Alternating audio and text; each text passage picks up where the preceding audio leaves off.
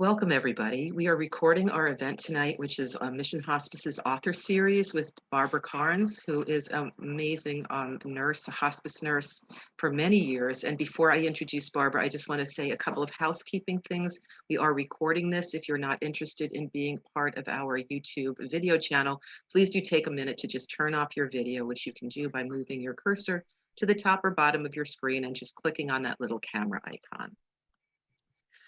We are a small, not-for-profit hospice program that has been located in San Mateo County, which for those of you that are not familiar or not from our service area, San Mateo County is the county just below San Francisco. And we serve San Mateo County and northern Santa Clara County, which gives us a variety of people living out on the rural coast side by the ocean that are migrant farm workers to Silicon Valley. So we serve a very diverse population. We've been part of San Mateo community since 1979 when our very first patient, who was our founder, died. And we are just so grateful that for the last 42 plus years, we have been serving people in our community. Our second founder died in 2014.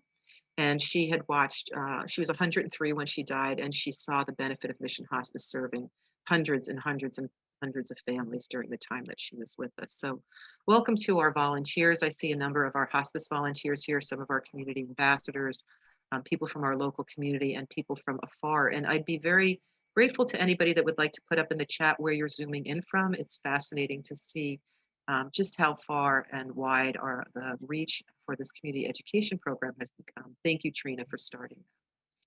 Our speaker tonight is Barbara Karnes, and I first became aware of Barbara's work probably when I started working in hospice in 1997, and we had what was referred to in our office by the nurses in the know was the little blue book, AKA Gone From My Sight. And when I read that book, I had just spent the 10 years previous caring for friends that were dying predominantly of AIDS. And that was not how I expected to spend my 28 to 38-year-old life. And I just saw that little booklet and read it and almost wept because I thought this would have been so incredibly helpful, not just to me as a caregiver, but to my friends that were dying. And so I remain grateful for Gone From My Sight. I think that people in hospices around the world have some version of Gone From My Sight because I know it's been co-opted probably as much as it's been printed. And Barbara at this point has sold over 8 million copies. So I'm just going to read a brief bio for Barbara, and I'm going to turn this over and we're going to get started with Barbara tonight. Barbara is a registered nurse and an author who noticed after her experience at the bedside, serving hundreds of people before they died, that each death that she witnessed was following an almost identical script. Each person was going through very similar things, and most of the families asked the same questions.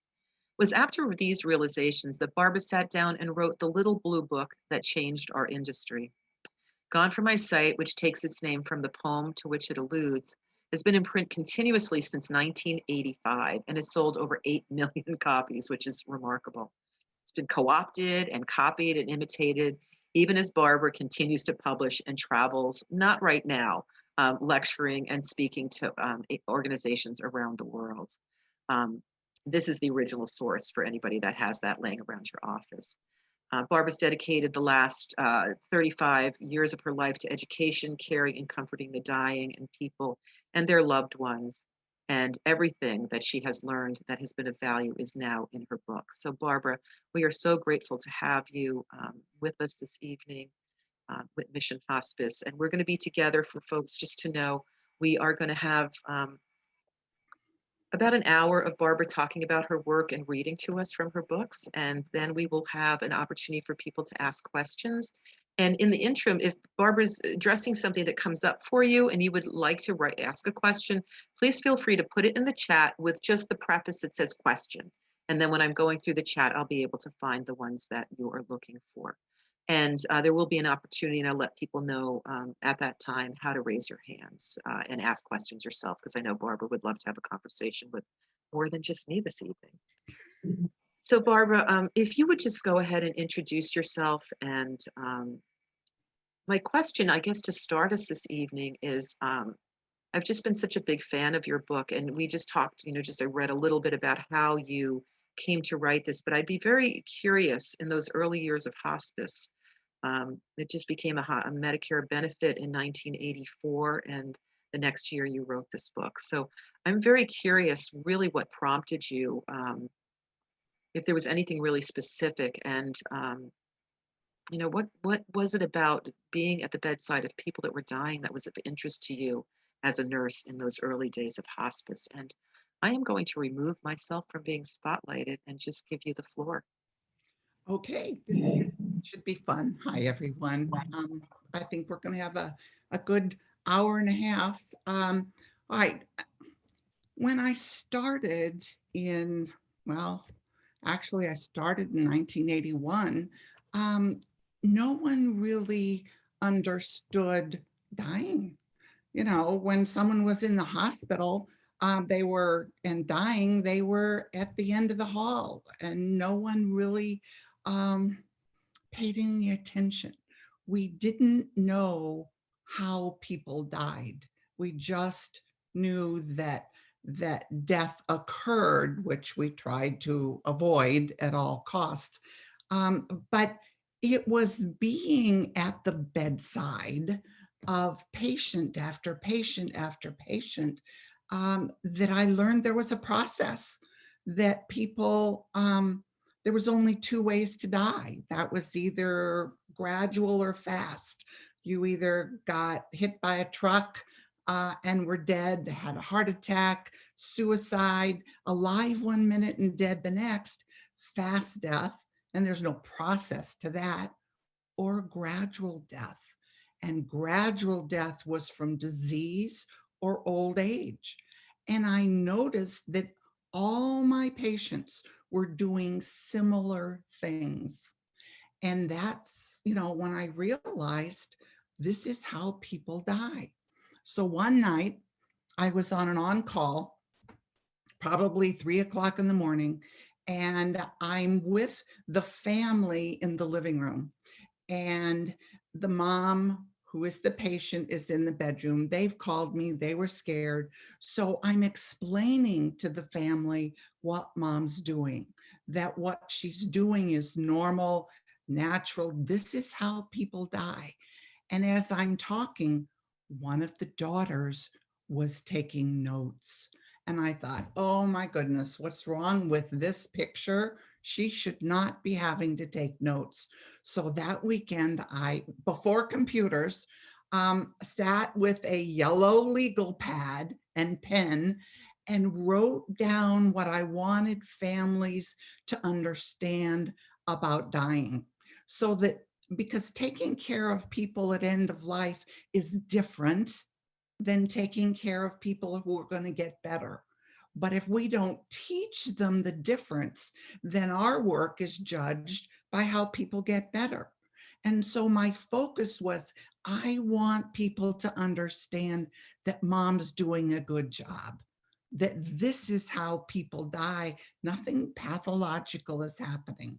So that weekend, wrote out all I wanted to say. And I put it together. I talked with people about it. And I had gone, I'm going to divert just a minute. I was shopping, love to shop, was in an antique store, and there was a framed picture of this piece of a poem and this piece of paper. And I read this poem and I thought, oh my gosh, I love this poem. So I bought the frame, hung it in my house. And when I was putting together Gone From My Sight, and I'd written this all out, I wanted it to feel like I was talking to someone. I made it fifth grade level, short, simple, direct, but very, very gentle. And I wanted to close it with something reassuring. And that's hard to do when you're talking about dying and death.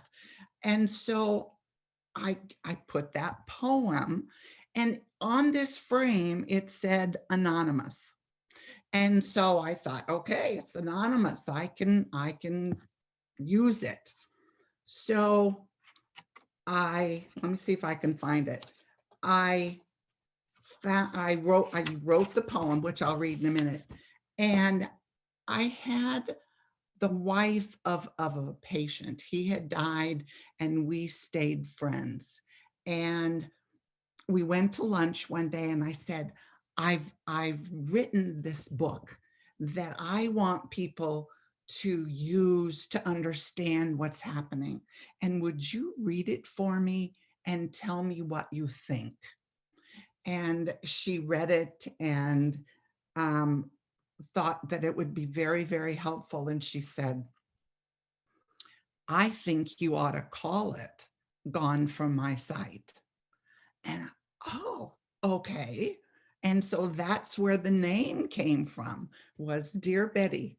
So here's the poem, just because it's a wonderful poem. I am standing upon the seashore. A ship at my side spreads its white sails to the morning breeze and starts for the blue ocean. She is an object of beauty and strength.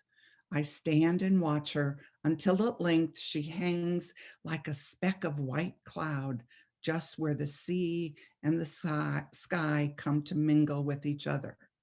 Then someone at my side says, there, she's gone.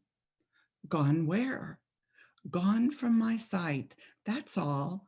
She is just as large in mask and hull and spar as she was when she left my side, and she is just as able to bear the load of living freight to her destined port. Her diminished size is in me, not in her.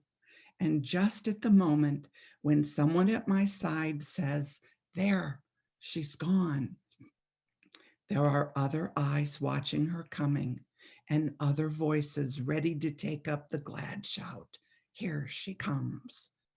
And that's dying. Now, the rest of that story is that when this book got out and about, Ann Landers, who used to write a newspaper article, had the poem in one of her columns. And she credited Henry Van Dyke with being the author. And when I saw that, I thought, well, I guess I better do some research. So you can't really find that he wrote it. And yet she said he did. I'd get all these letters. My son wrote that when he was in an airplane, and I got all these people taking credit for writing the poem. I went with Ann Landers and figure her editor probably did the research to come up with him. And so that's why now, instead of anonymous, he's listed as the author. But it's such a beautiful poem. And I think an ending to what can be a sad read. Gone from My Sight talks about the signs of approaching death. And that's when someone you care about and you love is dying, as much as you need to read it, it's a hard read because it says, yes, oh, there's Dad. He's doing this and he's doing that. And it brings together the reality that indeed Dad is dying. So that started this whole thing. And then I used to get letters, still do. I have to have a drink of water. Hold on. I got letters saying, hospice gave me Gone from My Sight. Mom died, and now I want 5 more Gone from My Sight. And I thought, they don't need Gone from My Sight. Although really, in reading it afterwards, it often brings a peace to a person in that oh my gosh, nothing bad happened. He was doing what people do when they die. So there's a comfort in that. But I thought, you know what? People don't need Gone from My Sight. They need My Friend I Care, which is a grief booklet, so that you can use it. Actually, people are now using it all over as a sympathy card. You write your condolences on the inside cover. It's not everything that was ever written about grief. Again, it's short, it's simple, and it explains normal grieving, all of the emotions that are rolled up into a package that we call grief. And so when I wrote this, which is the second one, I thought, okay, the end of Gone from My Sight had a poem. What can I have for My Friend I Care? What can I bring that's comforting to My Friend I Care? And so I found, and I don't even know if there's still a bereavement magazine out there, but when did I write this? Um, I don't even know now when I wrote it. Oh, 1991. At that time, there was a bereavement magazine. And in bereavement magazine, I found this poem. Should I read it? Sure, why not? Let me get another drink of water. My mouth is a mess. Yes, Barbara, we've discovered that people really love our author series because people love to be read to, especially in the evenings. You can read what everything you've ever written or whatever you like. Okay, well, there we go. All right. Don't tell me that you understand. Don't tell me that you know.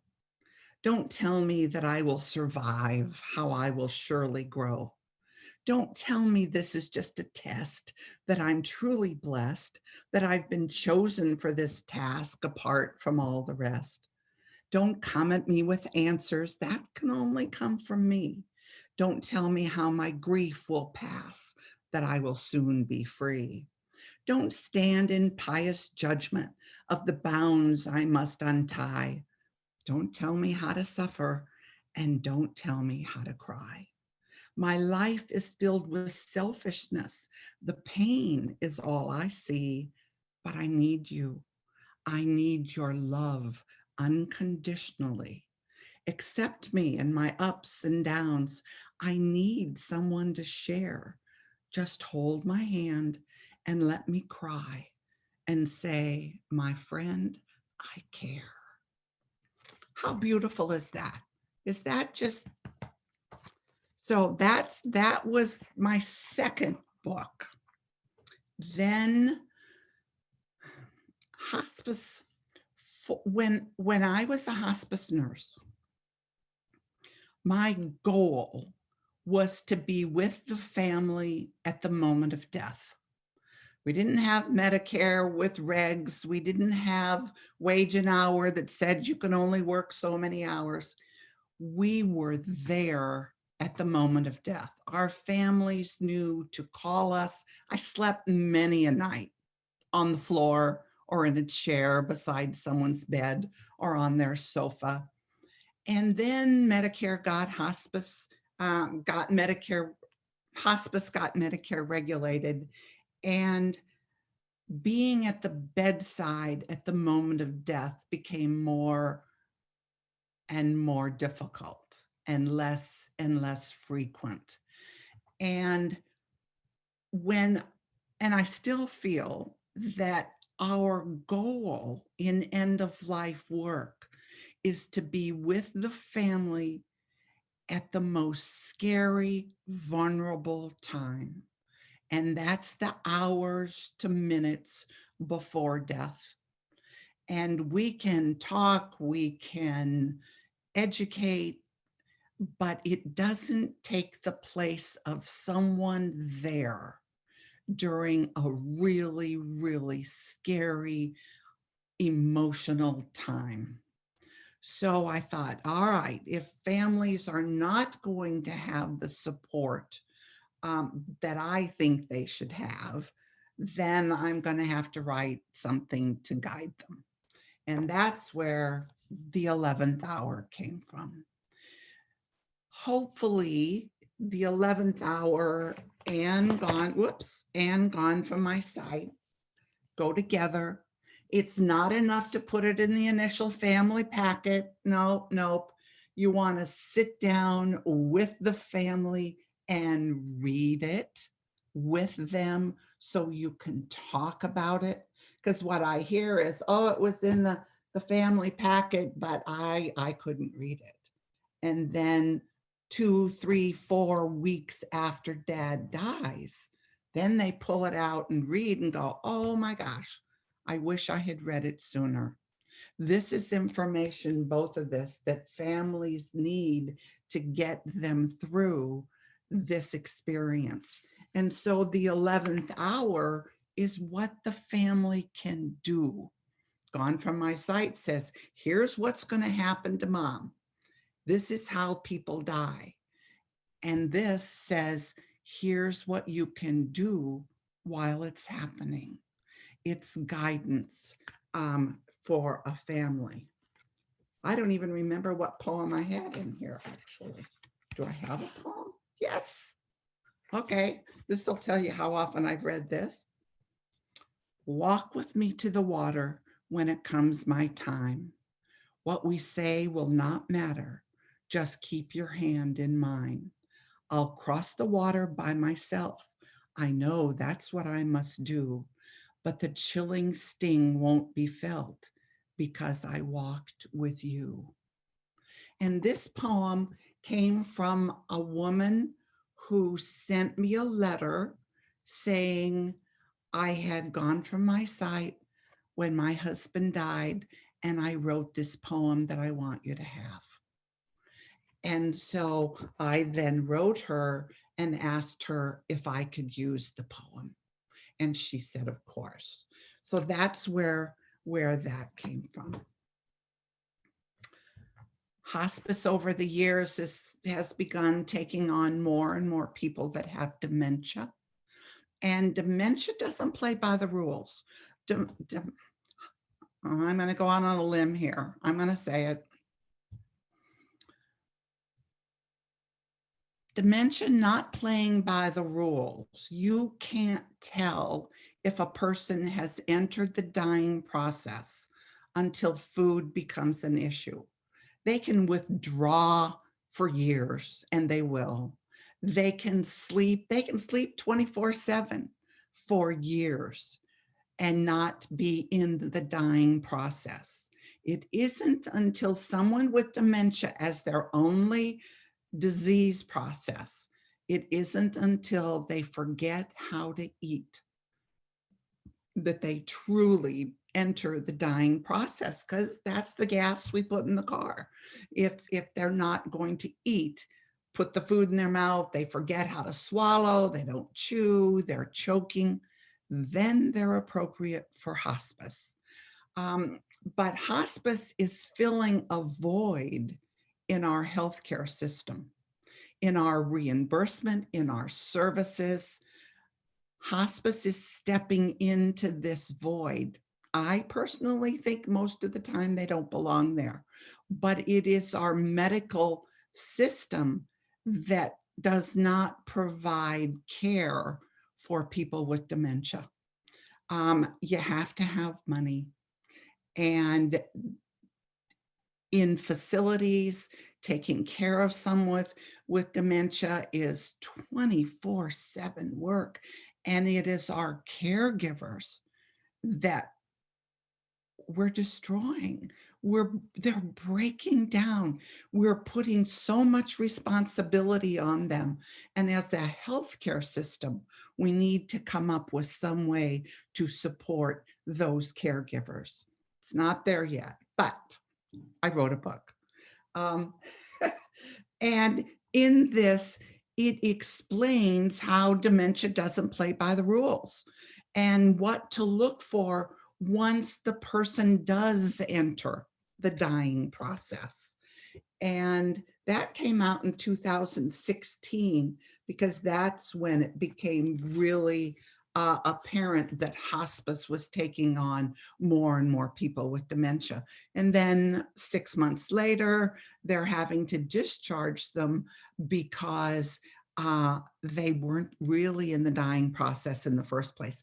But what happens then, you've got families that have relied on you, and they go back to the devastation of having to care for their loved one without support and help. So here's the poem. This is author unknown. I don't even know where I found it. Those we love don't go away. They walk beside us every day, unseen, unheard, but always near, still loved, still missed, and very dear. So this is a hard one, and we need guidance and support. I did a webinar for WellSky. Excuse me. Did a webinar for WellSky on pain at end of life. And at the end of the webinar, the podcast, whatever, I got all these questions. And this was for hospice palliative care professionals. And all these questions, there were like 33 questions that I didn't have time to answer. And I said, I will write an answer, and WellSky distributed the answers to these questions. But what I realized is that there were a lot of end-of-life healthcare professionals that didn't understand pain at end of life. And so I thought, okay, got to write a book. That's what I'm on this planet for. Let's give some guidance, because pain at end of life is different, and managing it and the medications you give, it's different than for someone who's going to get better. But if we don't educate our families on the difference, then I'm going to get the letters saying hospice killed my mom from the morphine they gave her. And believe me, I get those letters a lot. And that's lack of understanding of why and how we use narcotics at end of life. And so that's why, if pain is an issue, dying isn't painful. Disease causes pain. And if a person has a disease history of pain, then you are going to treat that pain to the person's very last breath. But if pain is not part of their disease history, then just because they're dying doesn't mean they're in pain. A person who's dying body feels like it feels when we have the flu. And I'm not talking COVID, you know, the tired, ache all over feeling we have. That's how a person's body feels when they're in the days to hours, even weeks before death, when pain is not part of the disease process. So if you had the flu, you're not going to take morphine, you're going to take a couple ibuprofen. And that's what you do when someone who is in the dying process, who has not had pain as part of their disease process. Dying is not painful. Disease causes pain. That's the key thing I want you to know in pain at end of life. But then this addresses narcotic use and laxatives, because so often, you know, anytime there's a pain medicine, you got to have a narcotic. It just, you have to. Okay, is the poem for this, for pain at end of life. Pain creates a box that traps us inside. The box keeps us from seeing, hearing, reacting. Hurt and discomfort and me is all the box can hold. There isn't room for anything else. That's my poem. I wrote that. Okay, what else have we got? Somewhere along the line, I wrote A Time to Live, and that's for the patient. Now, we tend to get our referrals too late, and it is in the months before death, from the moment of diagnosis, or as long as the person has energy to read. So often we've been told, I can't fix you. And the person goes home, they sit in their favorite recliner, and they might as well have died that moment because they stop living. And what I want people to see is that being given a life-threatening diagnosis, a doctor saying, I can't fix you, go home, put your affairs in order, you're going to die, is a gift. It's a gift of time.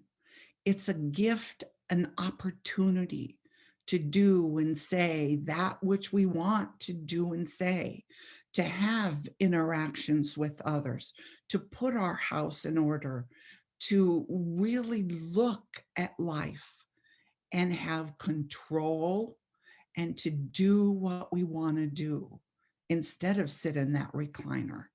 And so that's why I wrote A Time to Live, because everybody's going to die. That's the only thing I can guarantee in life is that we're all going to die. And we're either going to do it fast or we're going to do it gradual. Those are a given. Our body was made to die. You know, it's all, we're born, we experience, and we die. How we deal with dying has changed over eons of time, but how the body has died hasn't changed. Okay. And I think we get so caught up in our medical that's supposed to fix everything that we lose track of the fact that there is a time to die. We are all going to have that time, and we're never going to be ready for it.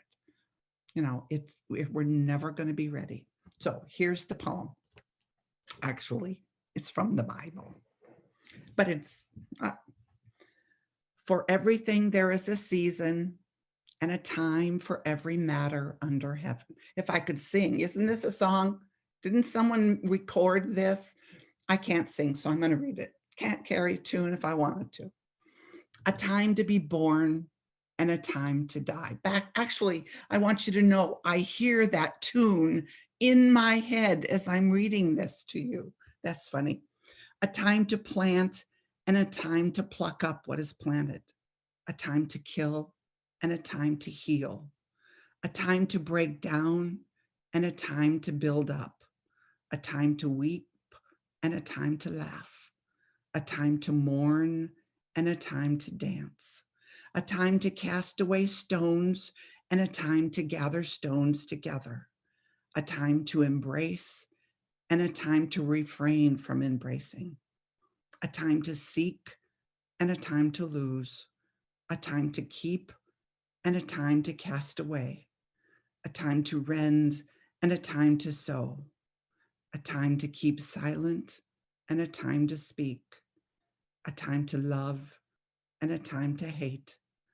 A time for war and a time for peace. What gain has the worker from his toil? All right, that is my books. That's I have DVDs, but do we have questions? What do we want to talk about?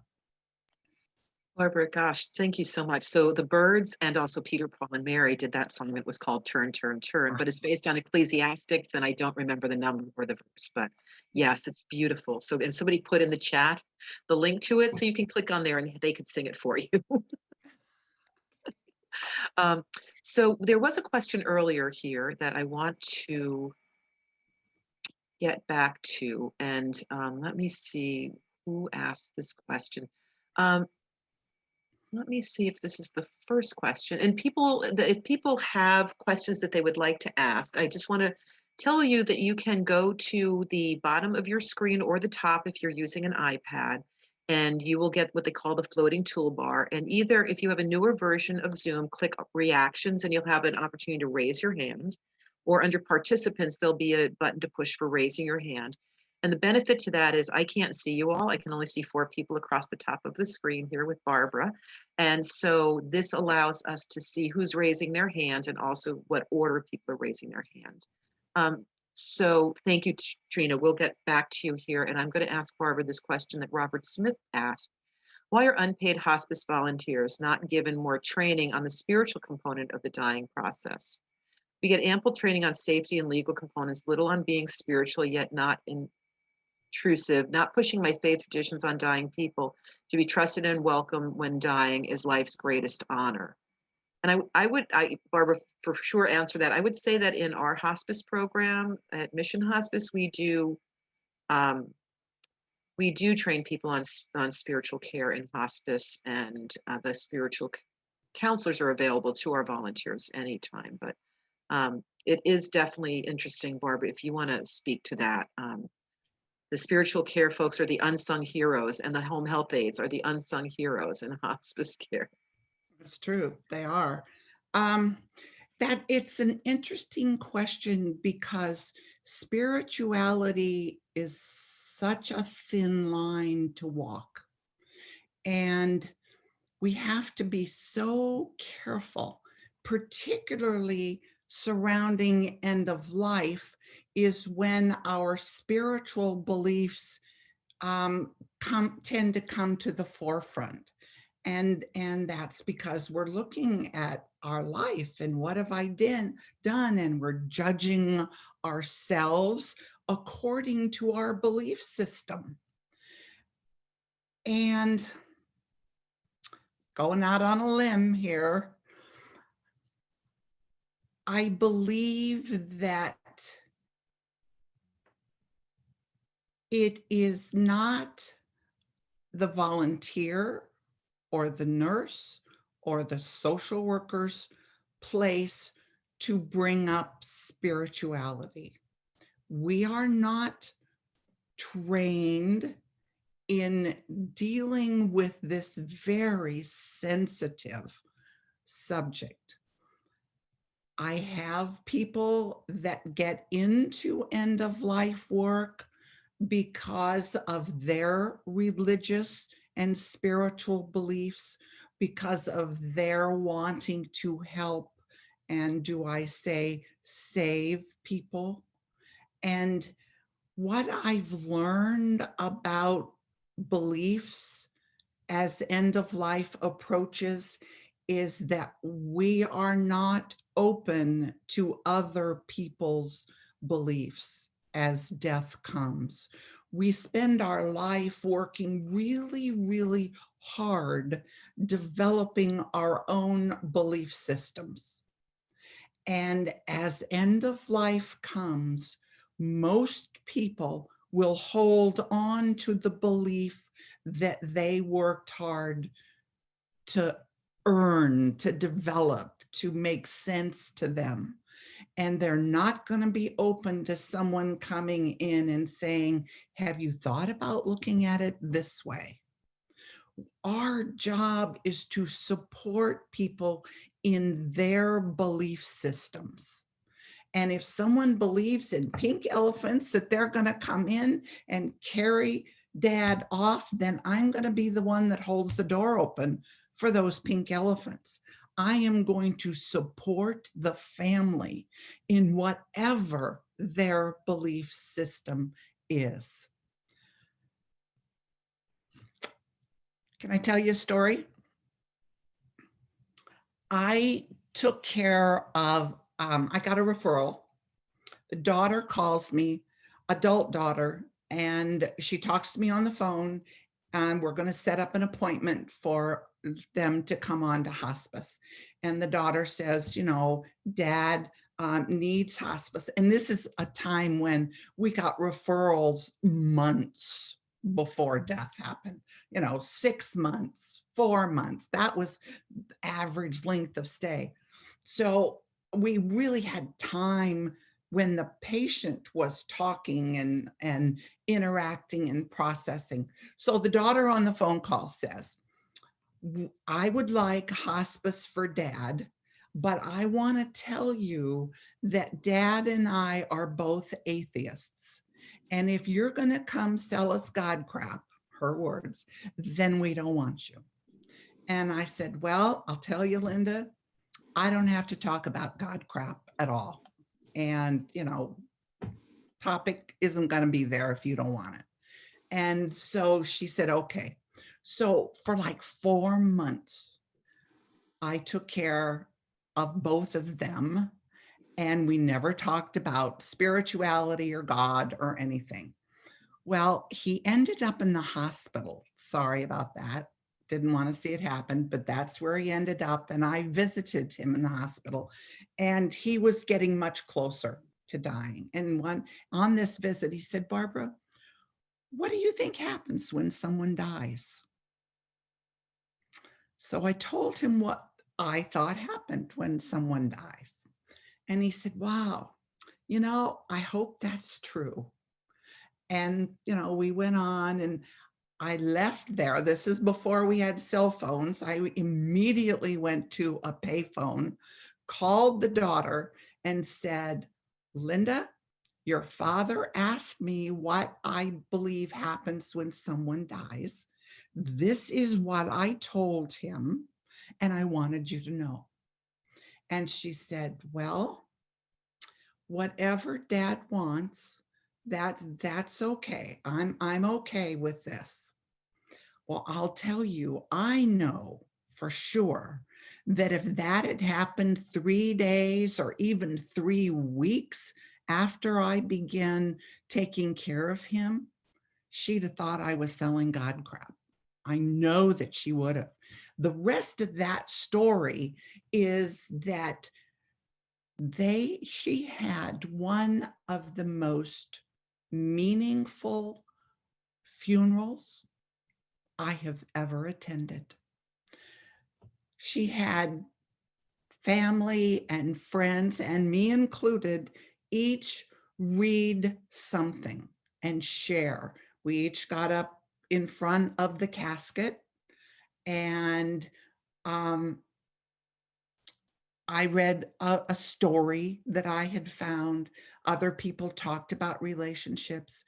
That room was filled with so much love. And in my mind, God was there. I didn't say a word, but that is what God is love.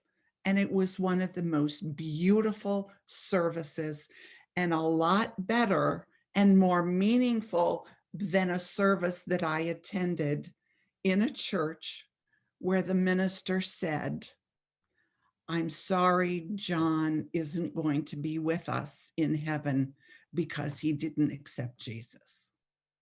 Where was the love and understanding and the spirituality there? So, I can tell you God stories forever, but I truly believe we need to leave that to the professionals. I don't know if that answered it or not. It was a long question. It was a long answer, short question. Hey, Barbara, one of the things, like when I was listening to you respond to that, I was thinking about our volunteer training, and one of our nurses, who I don't think is here tonight, Diane Gillen, who, I don't know who the other nurse was that said this to her, but when she came to Mission Hospice, the nurse, she was told, our job it's really the laying on of ears. Our job is just to listen.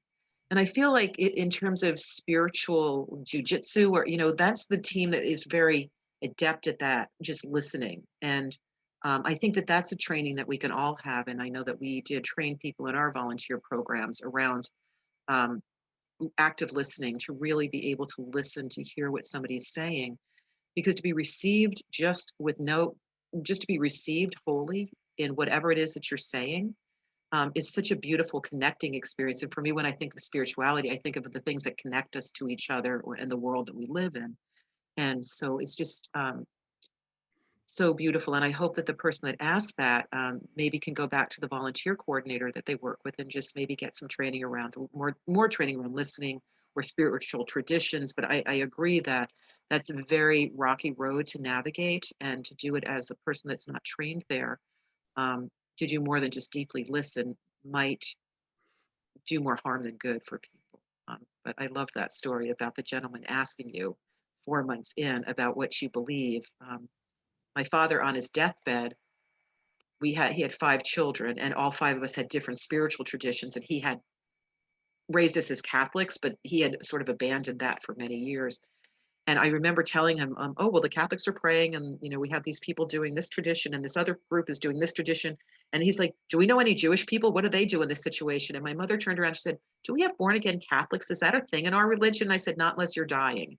Then everybody like seems to be born again to whatever it was. Not everybody, for sure, but it was so odd for me to see my father so interested in that, which was our biggest sort of distancing relationship around spirituality for our whole life up until his deathbed. And then he wanted to make sure everybody was on board with everything that we could possibly bring. And it was such a dear thing to see him like thinking about that at end of life.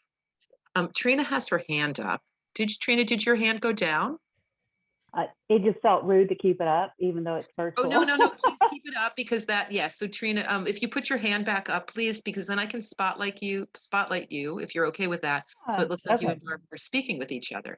Perfect. Then Okay. I can Oh, find that's you and I fun. will add a spotlight, and you can go on ahead and ask your question there. Wonderful. Thank you. Well, it's such an honor to be with you this evening. Thank you so much, Barbara. I'm a big fan. I'm an end of life doula in the Silicon Valley in Los Altos. And my question is, what are your views on medical aid in dying and VSED? Okay, we'll start with medical aid. I think that most people who have been told they can't be fixed um, are more afraid of dying than of being dead. I think our fear comes from the space that we've been told we can't be fixed and we die. That's more frightening than of being dead. And most people who've been told they can't be fixed think about suicide in the months before death. Very few do it. And I expected to be dealing with a lot of suicide issues, so that part of my training was suicide intervention and understanding. And I can count on one hand the number of patients that actually tried to kill themselves and those that succeeded. But so I think that's where um, I just want to get this over with, and that's fine. I have no problem with that. I understand if I can't be fixed and I don't want to have this experience because I'm so afraid, that's my choice. And we all have the right to have a choice. However, what I would like is to have the opportunity, and they do counseling, and I haven't been in the counseling. I don't know what they say, but I my feeling has always been, let me talk to someone and talk about the fears that they have. Let me help them understand, here's what's going to happen. This is how you will die.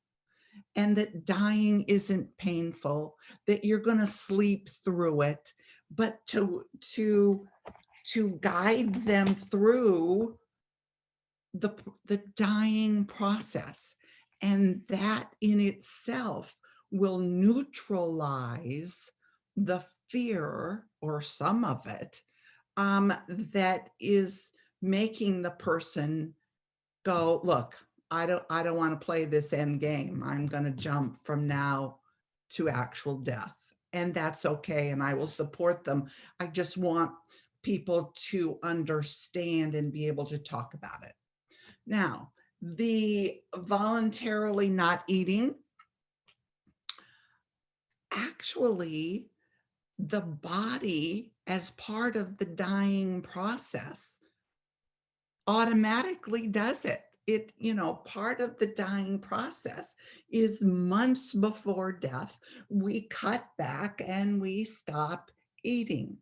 So it takes a great deal of discipline to consciously stop eating. And I'm fine in supporting someone who's made that decision. But I also believe that if they have a life-threatening illness, that if they just wait a little bit, it's going to kick in, and naturally they're going to stop eating. I read an article which was on the voluntarily stop eating, and they were so rigid. This article was so rigid in sips of water or any, and I thought, wait a minute, why be rigid with this?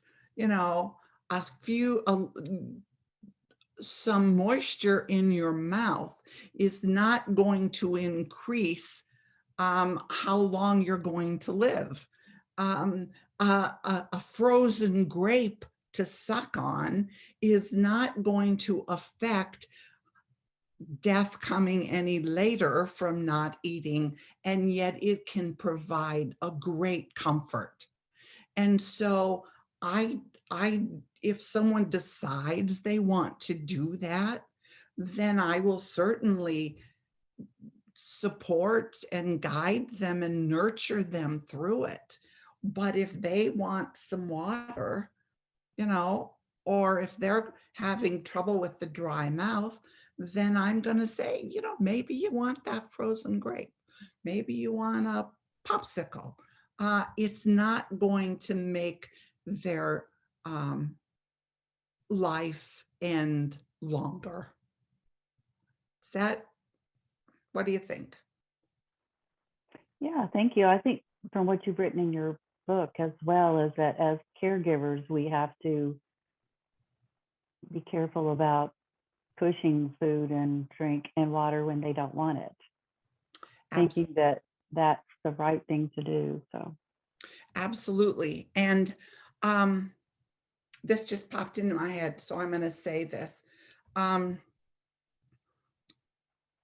In 2002, I wrote Final Act of Living. It was all the information that I had in my head on end of life. And so that's 18 years ago. So we're doing another printing. And so I've written an addendum. And in the addendum, I'm explaining why I feel even 18 years later, this book is so important. This explains end of life and the dying process, not from a medical standpoint, but from a social, communal guidance. If you're going to be involved in end of life, this is your tool book. And what's happened in the last 18 years, probably even longer than that, is that a lot of hospices around this country have become more medicalized. They have become part of the medical model. And with that, we are losing some of our end of life guidance, philosophy, and what I see is you as end of life doula.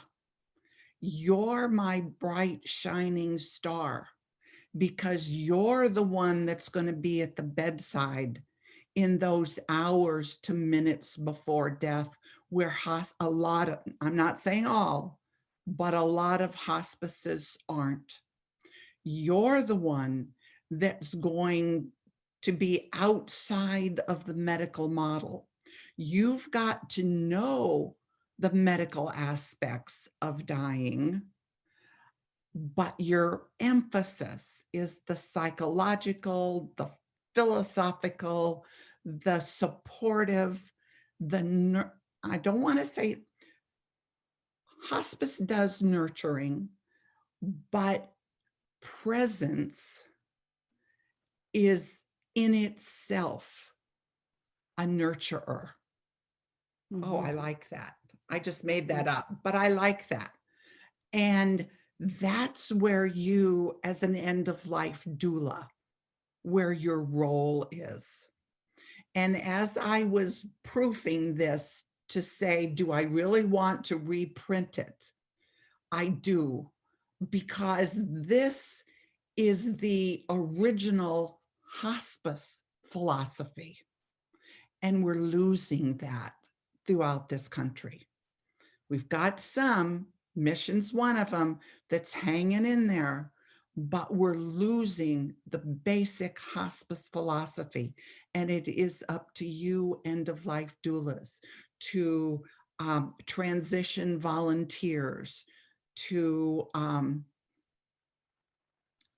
the no one dies alone, although remind me, I have a problem with that. You're the forebearers now. That's not the word, but you're carrying on. So it isn't about hospice anymore. This is about end of life and end of life care.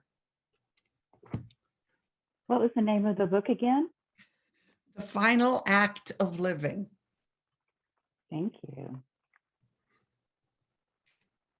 And I write a blog every week on end of life. And if you go to my website, you can sign up for that. I have a blog on there about the voluntarily stop, the, what is it, blah, blah, blah, blah. I have a blog specifically on that. If you put it in search, you can get and read that if you want. Thank you. Thank you both so much. And Barbara, I'm going to send Elan the email list of who's signed up for today so that you would be able to just have people's information. And we'll be following this up rather immediately with an email that will have a resource to your website so people that are interested in the materials can go ahead and order them. We have a question here from Janet who's asking, what advice do you give to family members of a dying elder that has always been very private, independent, and does not want to talk or connect in their last stage of life? They don't want to talk about their dying. And how do you relate to that? Or what advice would you give to the family who may be having different needs about that? Okay. First, I believe we respect the patient. You know, on my very first visit, I would always say, I will talk about anything. I don't lie and I don't play games. But I don't go in there and say, look, I know you're dying, you know you're dying, and so we've got to talk about it. You know, I let them know I will talk about anything, but I'm not going to push them, because that may be the only way this patient can get through the night, is by not talking about it.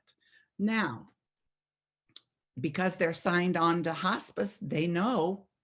And so it's up to the social worker and the hospice nurse to look for cracks where if the patient wants to talk, be there to talk. But I don't force anyone to talk if they don't want to.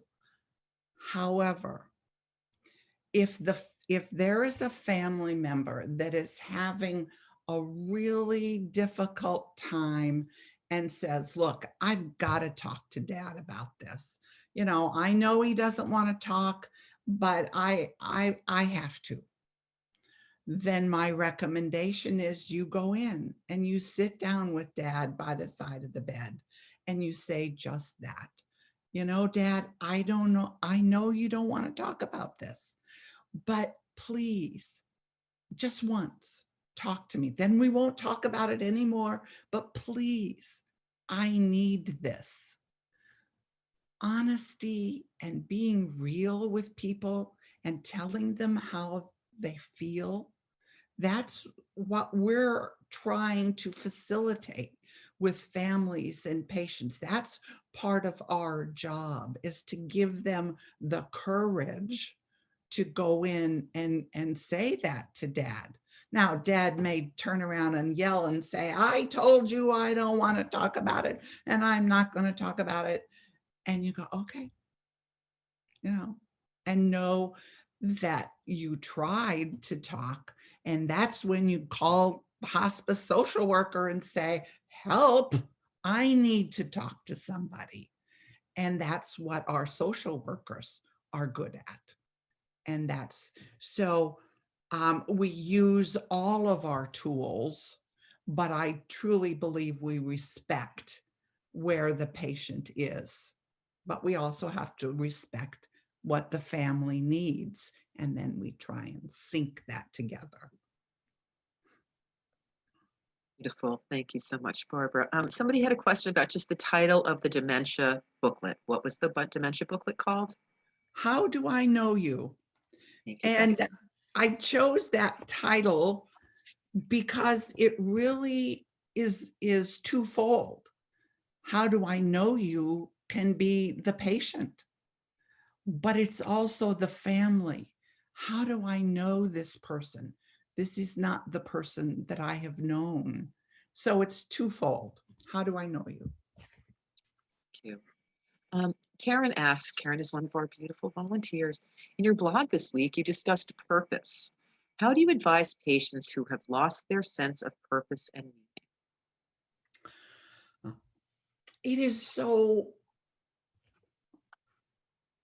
normal for someone who's been told they can't be fixed to think, well, I have no reason to get out of bed. I have no purpose. And so I think, number one, if you're talking months before death, purpose doesn't matter when labor begins. Purpose is gone when labor begins. It's the months before death. It's from the point of diagnosis until labor begins. And so many people find their purpose in treatment. And that makes me very sad. But that becomes their whole focus, and their purpose is treatment. That's why they get out of bed in the morning. And then when you take, unfortunately, in our medical system today, generally by the time treatment is taken away, the person is starting labor and purpose isn't as important, because they begin being that chicken working to get out of their shell, and that's their purpose, and they don't even realize it. But in the months before death, I think you start with having a conversation, you know, that this is really, really hard, being told that you can't be fixed. Got to be in the months when they're really thinking, and talk about it. You know, what can we do? Um, in the blog, I talk about getting my mother to do hook rugs because she could sit there, and her granddaughter was pregnant, and so her purpose was to make this rug. The rest of that story is that was on Facebook, and my niece said, I still have that rug. And that baby that she was carrying is now like 22 years old, but they still have that hook rug that she made. So I think we forget, and this is where hospices and end-of-life doulas specialty is when we go into a home with a new patient and we're doing assessments. Medicare has got us with all of our laptops and all of our things we have to fill out. We need to keep in our mind pertinent areas that we can help guide a person and a family live the best they can. And that's bringing up, sometimes when people can't be fixed, their sense of purpose goes out the window and they just don't feel like they want to do anything. Let's talk about that.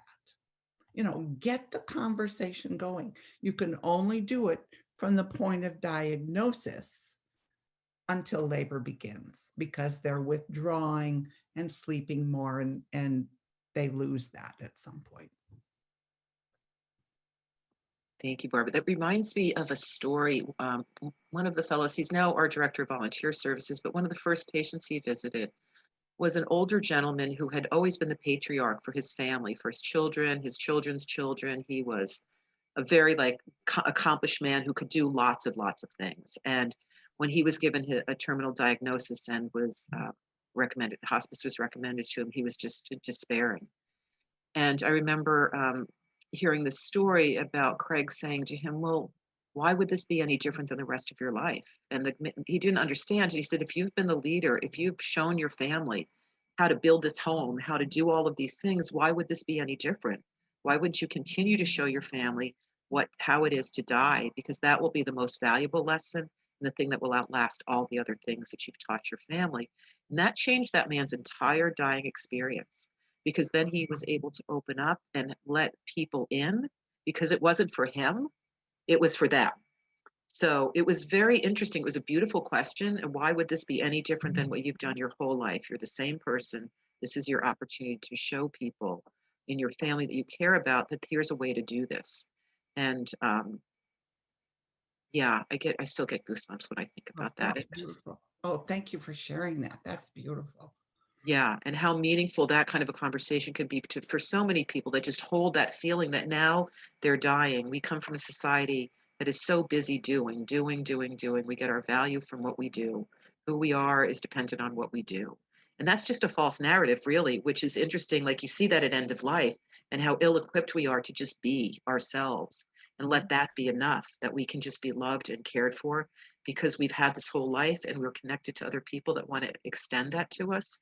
And I've found, particularly for people whose career has been caregiving for other people, that is the hardest thing, to actually receive that ourselves. And I am so grateful to those who have died before me, who have let me see how hard that is when they don't allow it, and how beautiful it can be when it is allowed. And this idea that giving and receiving are the same thing, I see played out no place more potently than at end of life. That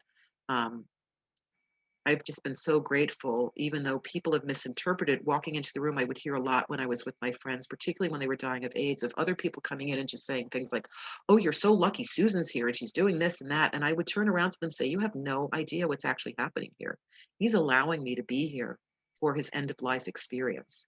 And this is a lesson that will carry me through the rest of my life. And this is not a one-sided experience here. It made me very angry as the person that was there, because I felt like I was getting way more than I was able to give.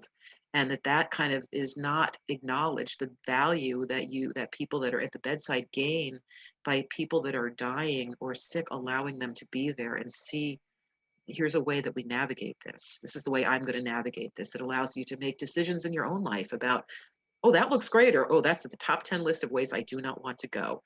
And what do we do then in our own lives now, and not wait to our deathbed, so that the kind of death that is aligned with who we are as a person is the kind of death that we have at the end of our life? And that is certainly a question that we consider, I consider often in my life now. Somebody's asking here, what's your perspective on being part of an established team like at Hospice versus offering support services as an independent? And there was another question about, do you recommend, or could you talk anything, do you know anything about doula programs, and are there any that you might recommend? Um, I know and have been involved with several doula programs. Um, all of those that I have been involved with um, have been beautiful programs. Um, I would suggest that, and now I'm going to have trouble bringing up, it's NEDA. Elda. I got that right. Yes. The End of Life Doula Alliance is if you're interested in doulas, that's a good place to start. Check that out. And what was the other part of the question? I got sidetracked and forgot. Kind of what to look for in an end of life program, and what was the Okay, other here? There's people. what to look for?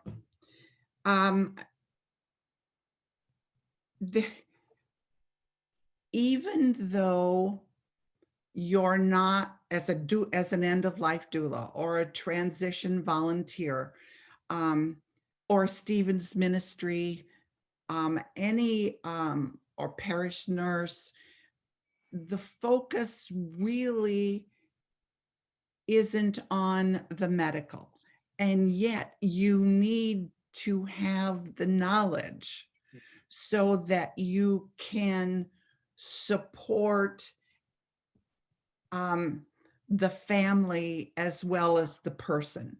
So you've got to have some medical knowledge and how-tos, even though you can't administer.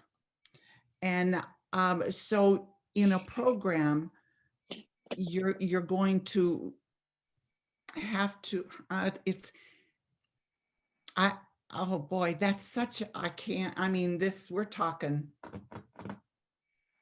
such, I don't know how to answer that, because it is so big. But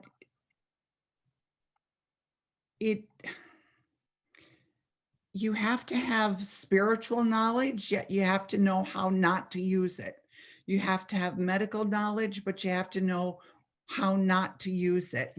And then you've got to have communication skills, listening skills, advanced directives, no code skills. It is so comprehensive. I helped, or at least looked over NADA's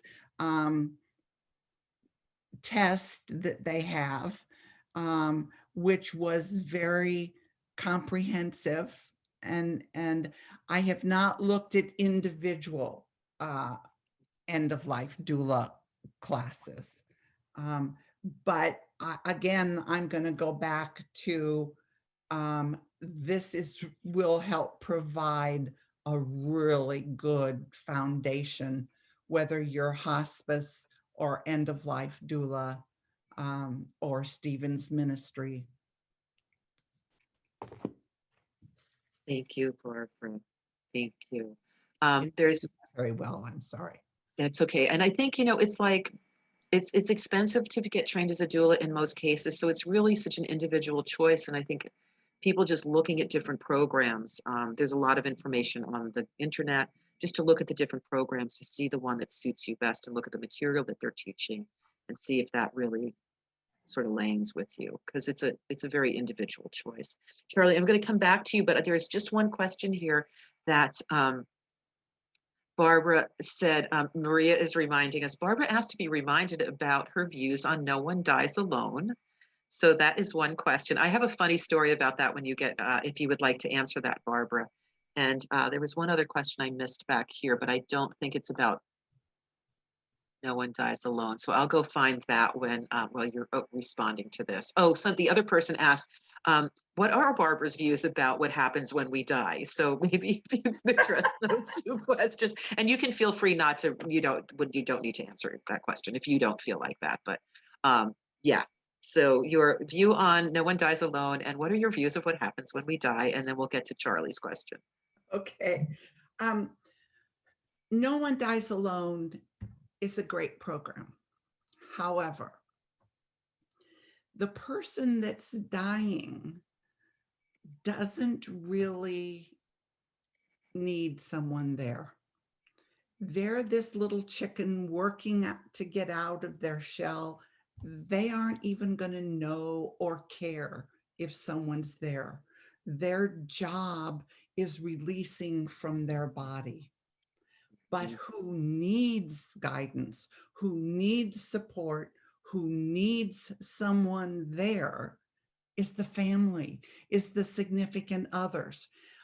If you're going to have a No One Dies Alone program with the belief that we don't want someone who has no one to have someone, take all of those volunteers and have every patient, every family have the opportunity to have a trained volunteer there.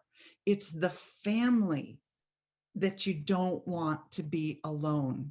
You want to neutralize the fear that family brings. People don't die like they do in the movies where they're saying something profound and then,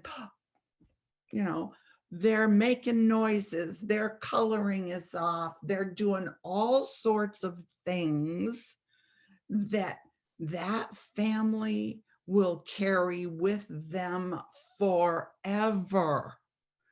And if you have someone there that can support and guide that family, help them create a sacred experience, they will then have a sacred memory that they will carry with them forever. And so utilize that No One Dies Alone, but for all of your patients.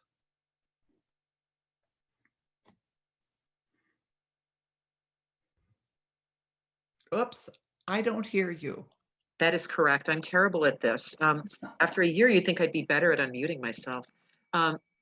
When I was a volunteer coordinator for about 22 years before being a community education person. And when we started the No One Dies Alone at my the former place I worked, our very first No One Dies Alone person, I was like, this is not a good case. We should not be offering this. And it was a woman who was lived like basically as a recluse her entire life. She had a nephew in the community, and he had recently married, and they had taken her in because she was ill and she couldn't live by herself and couldn't afford the whatever $14,000 a month for paid caregiving. So she was living with her nephew, and then the baby came, and it became apparent that they couldn't care for a newborn infant and their dying aunt, and so they placed her.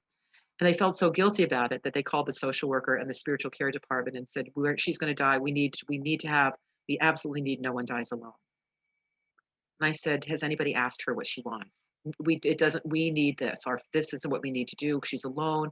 We can't be there. So of course we go ahead and we put on this full weekend, Friday through Sunday night of No One Dies Alone. And they're with her in the facility 24/7.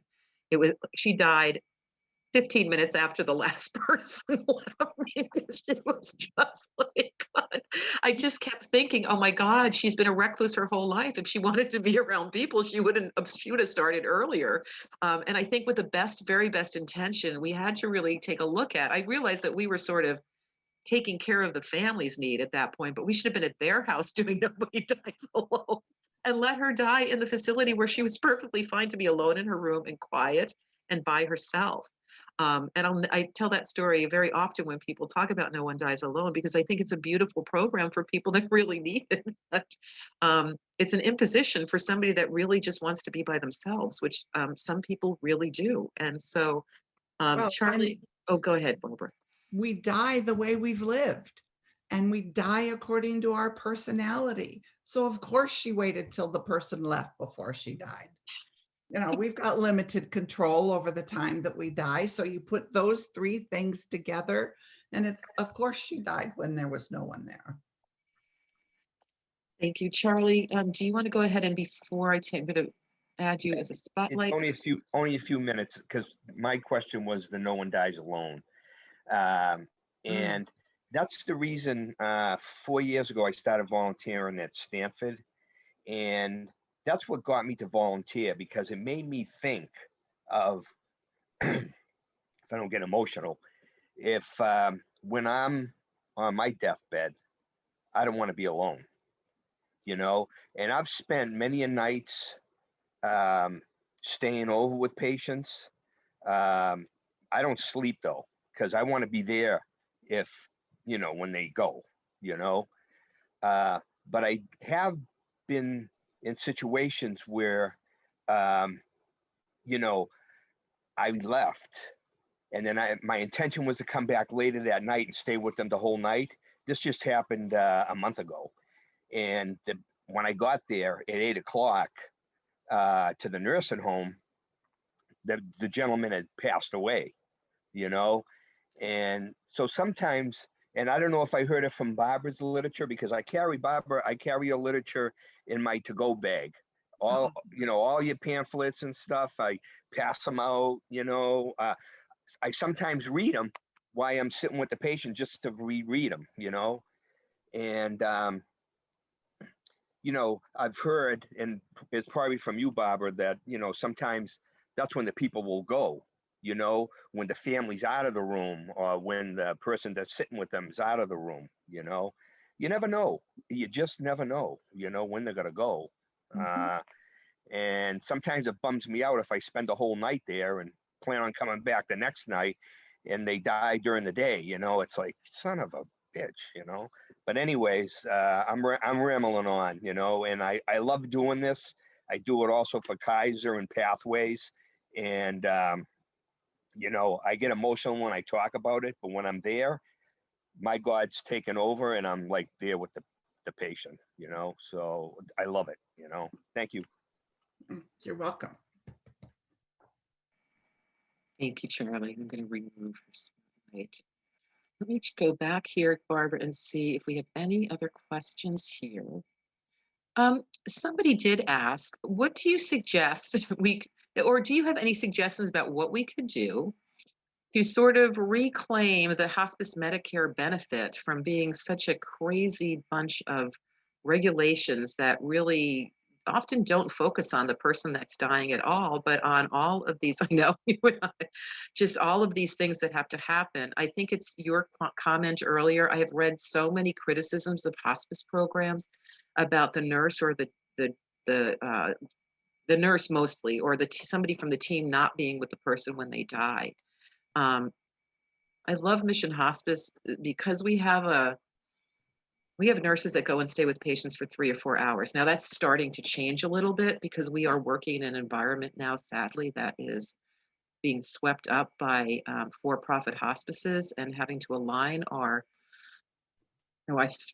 just kind of how to align around the for-profit hospice model. We're not doing it as we're not throwing it all away, but what I love is people can really be there for whatever time. And I also love that our doctors don't sit in an office, they're actually out with patients all day long. And so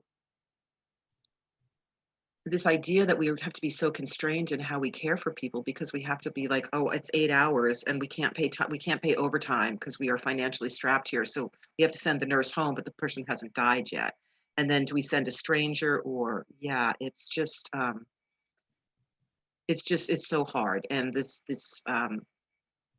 I try not to be too disparaging of for-profit hospices, but the landscape of hospice has changed dramatically since for-profit hospices entered it. And it's just so very difficult, really, really hard. So let me see. There's another question here.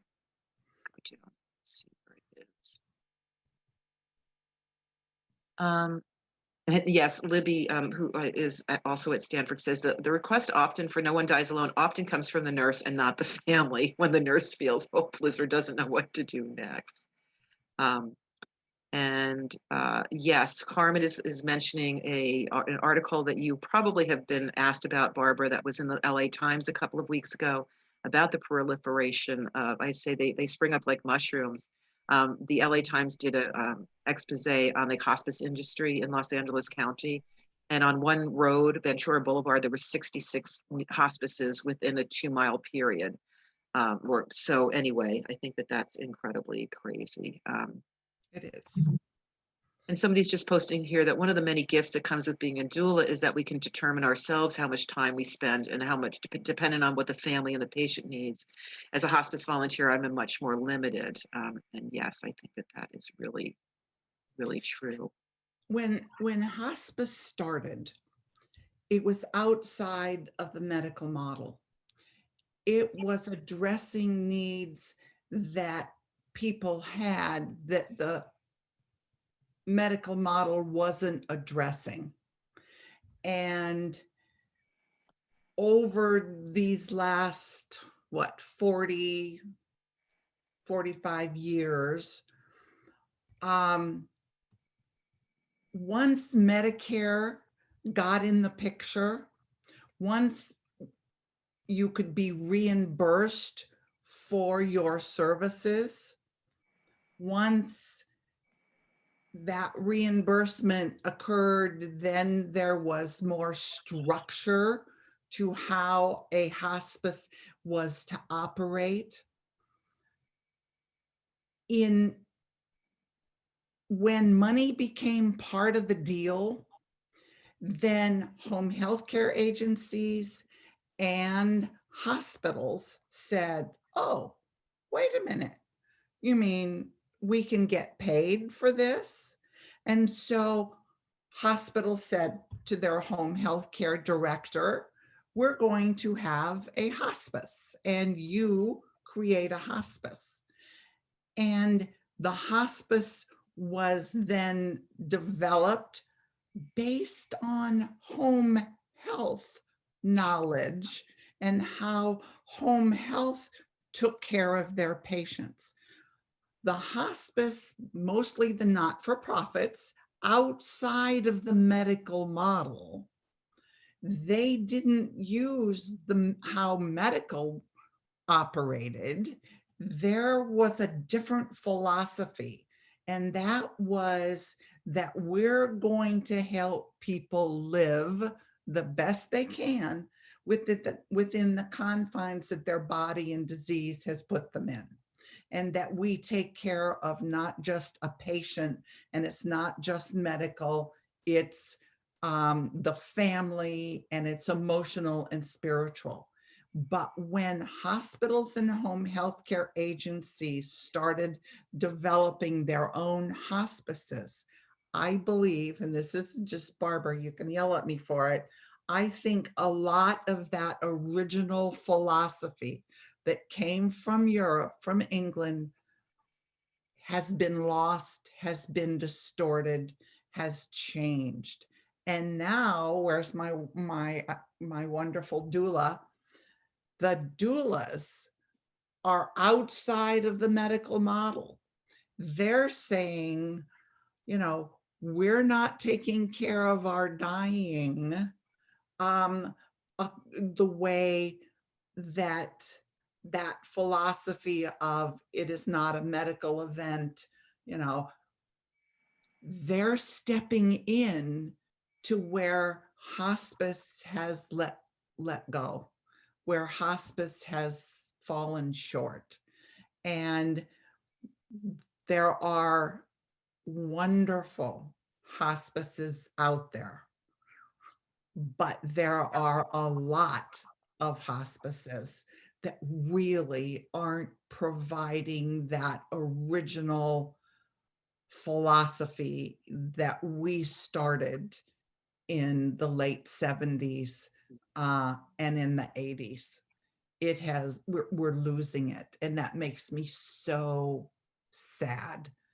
And that's part of why I am now focusing on end of life more than I'm focusing on hospice, because it's changing so much, and I want to support and keep alive that basic philosophy. And I don't know in 20 years where that's going to be. And so doulas, that's the, you know, when we started, we didn't have any hospice started, we didn't have any reimbursement source. It was memorials, it was donations, it was fundraising. I wonder how doulas are going to support themselves so that they don't get into the trap that hospice fell in, which was, now we've got reimbursement, but we've got all these rules that we have to follow. I worry about that.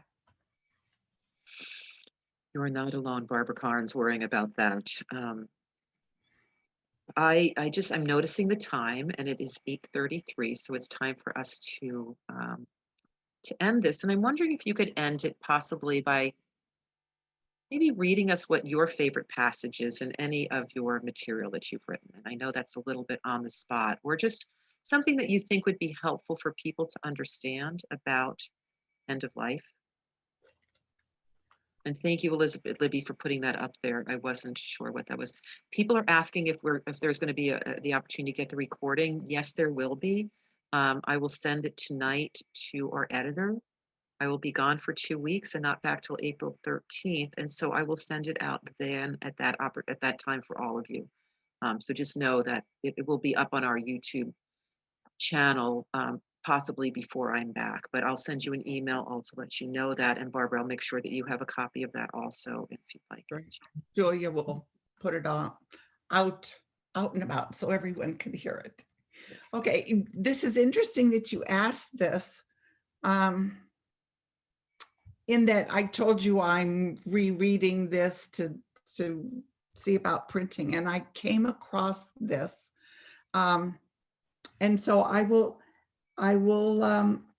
read this. The background to, I wrote this, it's kind of a poem. Well, I'll just read it and then the poem, and this will give it to you. One day I visited with a woman patient, my age.